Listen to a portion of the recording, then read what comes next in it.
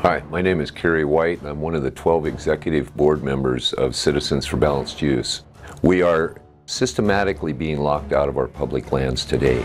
For the last 25 or 30 years, environmental groups have been pushing for more wilderness. Wilderness is a land of no use.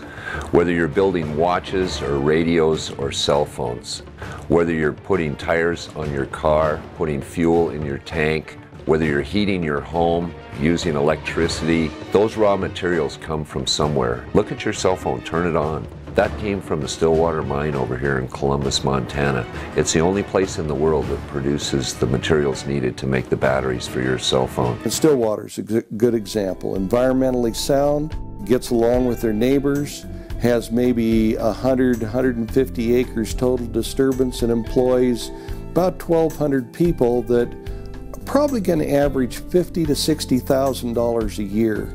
That has a huge impact on the state economy and the regional economy. And when you remove that opportunity for 2,300 minimum wage jobs, I don't think it's the same program. The turning point in the environmental movement in starting up and the failure of our own federal agencies and state agencies was the beginning of clear cutting.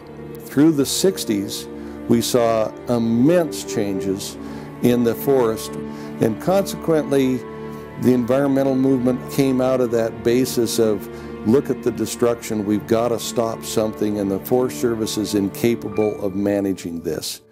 Instead of just saying we're going to remove it so that the government can't goof it up anymore, we should be looking at how can we get back to wise management. By locking it up and prohibiting, the system will go natural, and natural is catastrophic failure and catastrophic success over broad periods of time, and nothing that the local economy can do. If we go back to wise management, where we have sustained yields in the forest and sustainable ecosystems, then we'd have that opportunity to support local economies and still have all the other components. The withdrawal is like saying, I'm going to take my ball and go home. By having it this other way, we can acknowledge that we made some mistakes, but there are solutions in wise management, and the wise management should be kept local. Mining has an interesting history. The early mining was essentially a group of small-time operators, no equipment, harvesting some gold for their own use and survival. It wasn't until 1928 that the technology caught up, and those deposits that could be mined with better recoveries, we saw a lot less pollution, and a lot of it was underground with very little impact to the environment. By the time we got into the 60s, when technology allowed us to go into open pit mining, the bankers were much happier with open pit mining. It made a huge scar, but it diminished the risk to the financial community. Open pit has a relatively limited life, as opposed to the underground, where we see, as in Butte, well over 100 years worth of production. When we look at the overall economic impact, we know that we have something in the realm of 1,500 deposits with multiple access. Less than 1/100% is currently in production. Total disturbance at less than 10,000 acres. Production of those acres of mining in Montana averaging out at over $60,000 per acre. It's critical, as with timber resources and other items, that we harvest these wisely. We get as much as we possibly can out of them, and we put them back to bed when everything's done, to be able to utilize that landscape the best we can in a compatible manner with the surrounding environment. All of this at this time is possible.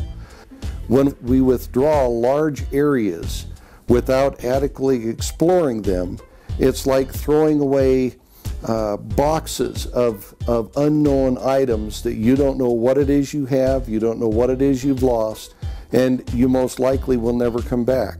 We should be looking at wiser management.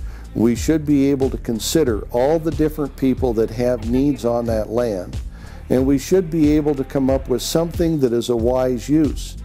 Instead of wilderness in some areas, it would make much better sense to have covenants on it that future development of that land is limited by the justification that it is of enough significant value to the community and to the public that warrants that temporary disturbance of that land for that particular use. And I do mean temporary. We need to be able to continue to function and get better. You want electric cars? You're going to have the batteries. That comes from mining. Could be the petroleum industry, as in coal.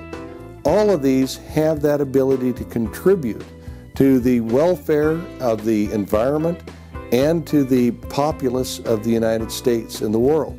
When you withdraw big blocks of land unexplored, you don't know what commodities may have existed there to advance our society and possibly to save the environment. Before we throw it away, we need to look and see what it is that we may be losing, rather than blindly discarding it. The attack from the environmentalists shutting down the development of these resources is of critical importance to all businesses throughout the United States. We need those treasures that are out there. We need that hard rock, we need the silver, the palladium. It's time for us to develop these resources in a responsible way.